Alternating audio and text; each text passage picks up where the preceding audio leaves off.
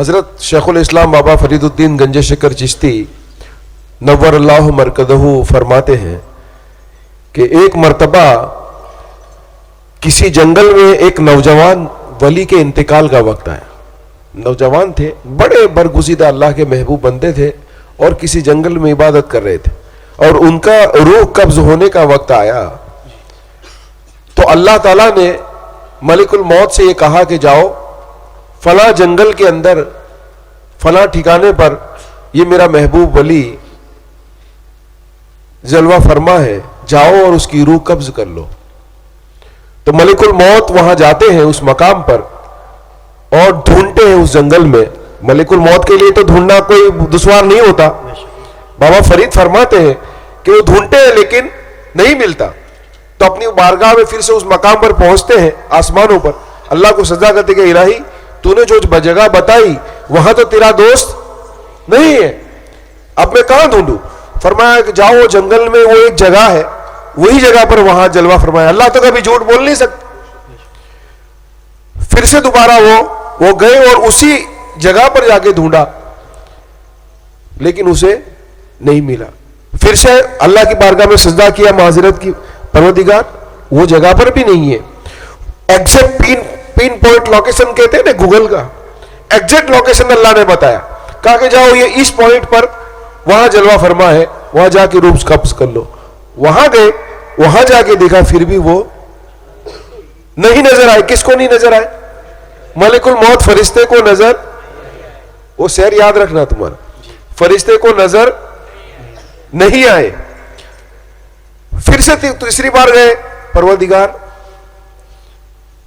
وہ exact location پہ بھی مجھے وہ نظر نہیں آئے. اللہ نے کہا اے اسرائیل یہی تو میں تجھے دکھانا چاہتا تھا. اللہ فرماتا یہی تو میں تجھے دکھانا چاہتا تھا کہ میرے کچھ محبوب دوست ایسے ہیں, میرے کچھ محبوب بندے ایسے ہیں کہ جن کی روح قبض کرنے کی بات تو دور کی رہی, تو انہیں دیکھ بھی نہیں سکتا, تو انہیں دیکھ بھی نہیں سکتا, اور ان کی روح میں خود اپنے دست قدرت سے قبض کرتا ہوں. بابا فرید نے جیسا یہ فرمایا, کہا پھر کہ اپنی روح کو اس بلندی پر لے جا, اس انسان حسن التقویم کی اس بلندی پر لے جا کہ ملک الموت بھی وہاں پہنچ نہیں پائے, فرشتہ بھی وہاں پہنچ نہیں پائے. کیا شعر تھا؟ بشر کی شکل میں ایک راز کبریا ہوں میں, سمجھ سکے نہ فرشتے کے اور سمجھ سکے نہ فرشتے کے اور کیا ہوں میں, سمجھ سکے نہ فرشتے اور کیا ہوں کہ اور کیا ہوں میں. آج کی محفل سے بہت ساری نیکیاں ثواب بزرگوں کی نسبتیں آپ لے کر جا رہے ہو, بہت ساری نسبتوں کے خزانے لے کر جا رہے ہو, وہ تو میں نے آپ کو بتا دیا. لیکن ہمارا ایک مقصد اور بھی ہوتا ہے کہ گناہوں سے پاک ہو کر جائے. اس کے بارے میں بھی کچھ سنا دوں. حضرت سلطان العارفین پاکستان کے مشہور بزرگ حضرت سلطان باہو رضی اللہ تعالیٰ عنہ, جنہوں نے 700 کتابیں لکھی. کتنی؟ اور کوئی پاکستان میں کسی بھی فرقے کا, کسی بھی گروہ کا کوئی ایسا عالم نہیں ہے کہ جو سلطان باہو کے نام پر اپنے سر نیاز کو تسلیم نہ کرتا ہو. ان کی مشہور و معروف ایک کتاب ہے عین الفقر. عین الفقر میں, اور جب میں نے آپ کو بتا دیا آگے بیان میں, کل کی بیان میں شاید بتایا تھا کہ یہ جو صوفی ہوتے ہیں, صوفی حضرات, یہ جب کوئی حدیث بیان کرتے ہیں تو رسول اللہ صلی اللہ علیہ وسلم سے ڈائریکٹ تحقیق کر کے بیان کرتے ہیں. ڈائریکٹ بارگاہ رسالت سے تحقیق کر کے بیان کرتے ہیں, بنا تحقیق کی ان کی حدیث بیان والی ڈائریکٹ ہوتی ہے.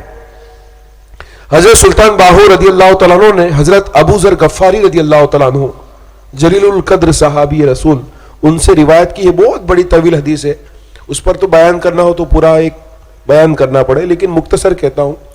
رسول اللہ صلی اللہ علیہ وسلم نے فرمایا اے ابو ذر, تجھے مجھے میرے کوئی غم اور فکر کی کچھ خبر ہے؟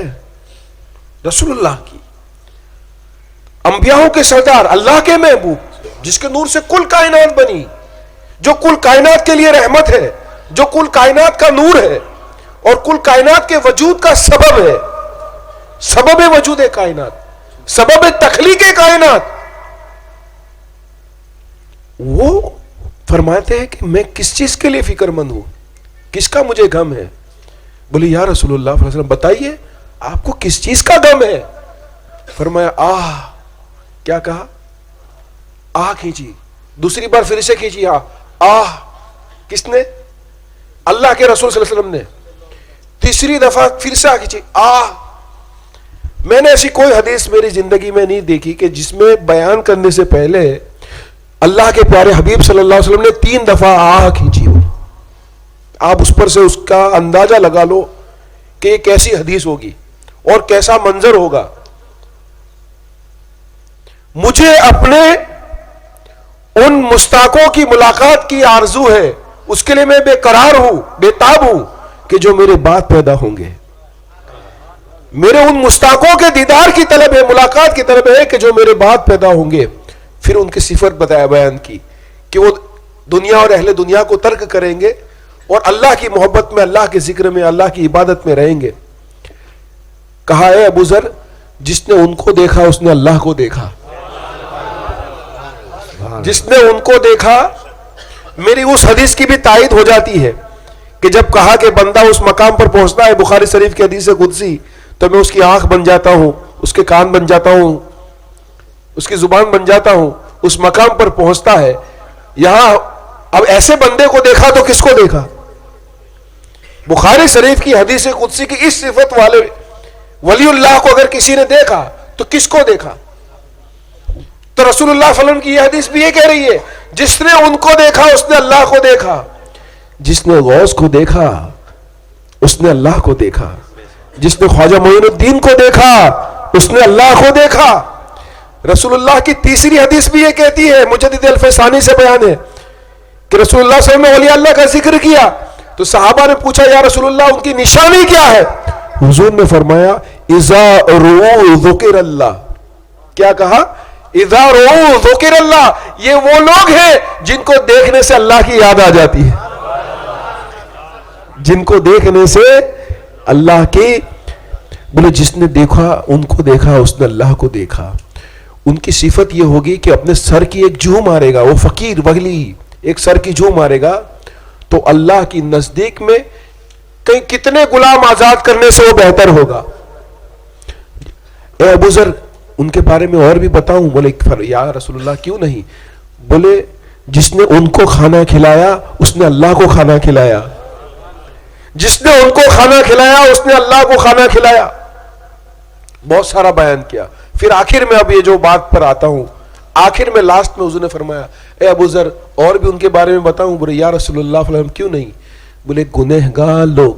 کون؟ ہم جیسے, جس لیے آج ہم نے پوری رات بتائی. گنہگار لوگ جب ان کی مجلس میں بیٹھیں گے.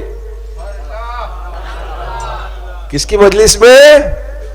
آئیے کس کی مجلس ہے؟ خواجہ کا وعدہ ہے کہ میرا ایک مرید, یہاں تو کتنے عاشق ہے, قیامت تک میرا کوئی ایک چاہنے والا مرید اگر مشرق میں ہوگا اور میں مغرب میں ہوگا, وہ ایسٹ میں ہے میں ویسٹ میں ہوں, اور وہ مجھے پکارے گا تو میں پہنچ جاؤں گا.